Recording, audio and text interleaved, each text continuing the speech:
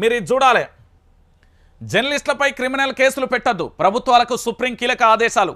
ఇది భారతదేశంలో అన్ని రాష్ట్రాలకు ఇచ్చింది. అయ్యా తెలంగాణ రాష్ట్ర ముఖ్యమంత్రి యనుమల రేవంత్ రెడ్డి, చూసుకో, నువ్వు కలాన్ని నీ కలం ఏ కలంతోనైతే నీ ప్రభుత్వం ఏర్పడిందో, నేను మళ్ళీ చెప్తున్నా, ఏది ఏ కలంతోనైతే నువ్వు అధికారంలోకి వచ్చినవో, ఏ ప్రశ్నించే గొంతుకలతో నువ్వు అధికారంలోకి వచ్చినవో, అదే ప్రశ్నించే గొంతుకలతో నిన్ను అధికారంలోకి దించుతా నేను కంకణం కట్టుకున్నా.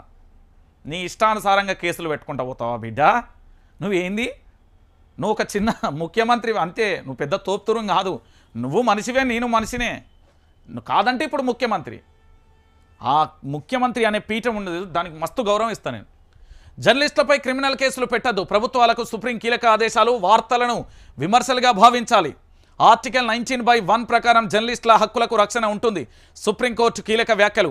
జర్నలిస్టులపై ప్రభుత్వాల అరాచకత్వానికి అడ్డు అదుపు లేదు. చిన్న విమర్శ కూడా సహించలేక క్రిమినల్ కేసులు తెగబడుతున్నాయి. ఈ నేపథ్యంలో అక్షర యోధులకు కొండంత బలాన్నిచ్చే దేశ సర్వోన్నత న్యాయస్థానం కీలక వ్యాఖ్యలు చేసింది. విమర్శనాత్మకమైన కథనాలకు జర్నలిస్టులపై క్రిమినల్ కేసులు పెట్టడం సరికాదని సుప్రీం తేల్చి చెప్పింది.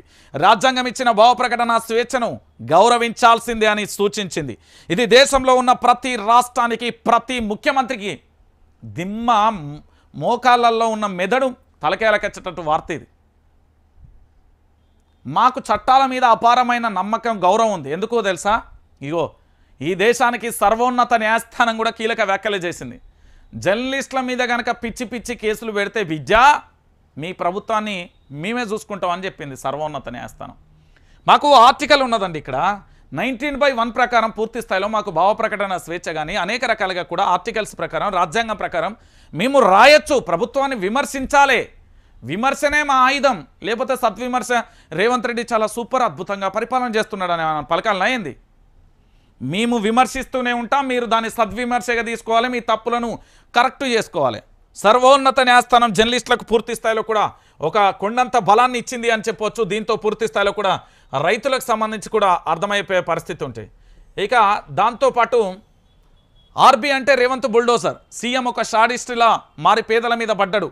దమ్ముంటే మూసి బాధితులను కలువు, నీ ఈపు చింతపండు చేస్తారు. రేవంత్ జేబులను నింపేందుకే మూసి ప్రాజెక్టు, 1,00,000 కోట్లు మింగుతున్నందుకే ఈ ప్రాజెక్టు. నా నియోజకవర్గంలోనూ ఇళ్లకు రెడ్ మార్క్ వేస్తున్నారు. ఒక్క ఇల్లు ముట్టుకున్న హుజరాబాద్ అగ్నిగుండం అవుతుంది.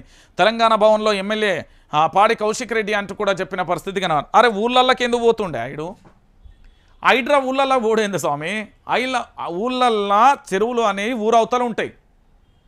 క్లియర్ కట్గా చెప్తున్నా, యనుమల రేవంత్ రెడ్డి నువ్వు ఊళ్ళోనే వచ్చా. మర్చిపోయినా, రేవంత్ రెడ్డి కొడంగల్లో ఇల్లు కూడా బఫర్ జోన్లో ఉంది, ఎఫ్టీఎల్లో ఏదో ఉంది అనేది ఒక సమాచారం వచ్చింది. దాని మీద పూర్తి స్థాయిలో ఇంకా క్లారిటీ లేదు, అందుకే నేను మాట్లాడట్లేదు. అది తెలుసుకున్నాక మాట్లాడతా. సో ఇంకొక విషయం ఏంది అంటే, ఇక్కడ ఊళ్ళకు బుల్డోజర్ పోలేందా, హైడ్రా బోర్డు ఏంది నాకు అర్థం. ఊరు అవతల ఉంటుంది, ఊళ్ళల్లో ప్రభుత్వ భూములే లేవు. మొన్నటి గత సర్కారు ఏంటంటే పేదలకు ఇల్లు ఇద్దామంటే దొరకలే. మరి హైడ్రా పోయి ఆడిపోయి ఏం చేస్తుంది హైడ్రా? నాకు అర్థమవుతలేదు. ఏ రాజకీయ ధోరణి, ఏ రాజకీయ కక్ష సాధింపు కోసం, ఎవరి కళ్ళల్లో ఆనందం చూడడం కోసం? నాకు అర్థం కాని విషయం ఏంటంటే, ఎవరి కళ్ళల్లో ఆనందం చూడడం కోసం. ఇప్పటికైనా అర్థమైందా? హైడ్రా కథ ఏంది, గుట్టు రట్టు, ఇంతకంటే మంచిగా మనం చేయలేం. దీనికి ఇంతకు మించి మనం ఏమీ చెప్పలేం. పూర్తి స్థాయిలో తెలంగాణ ప్రాంత బిడ్డలారా గుర్తుపెట్టుకోరి, మీ పక్షాన, తెలంగాణ ప్రాంత పక్షాన అతి త్వరలో వైఆర్టీవీ ఒక గట్టి కార్యక్రమాన్ని చేయబోతుంది. కాస్త నాకు శక్తినివ్వండి. ఆ శక్తి ఎట్లుండాలంటే నేను చెప్తున్నా, దిక్కులన్నీ బిక్కటీలాలే, ప్రభుత్వం మోకరిల్లిపోవాలి. మళ్ళీ ఇగో ఇక్కడ ఒక నెంబర్ పెడుతున్నా, ఇది 9908572666. ఇది మన నెంబరే. దీనికి కాస్త మనకు అవసరం ఉన్నది. గూగుల్ పే, ఫోన్పే ఎవరన్నా చేయదలుచుకుంటే చేయండి అన్న.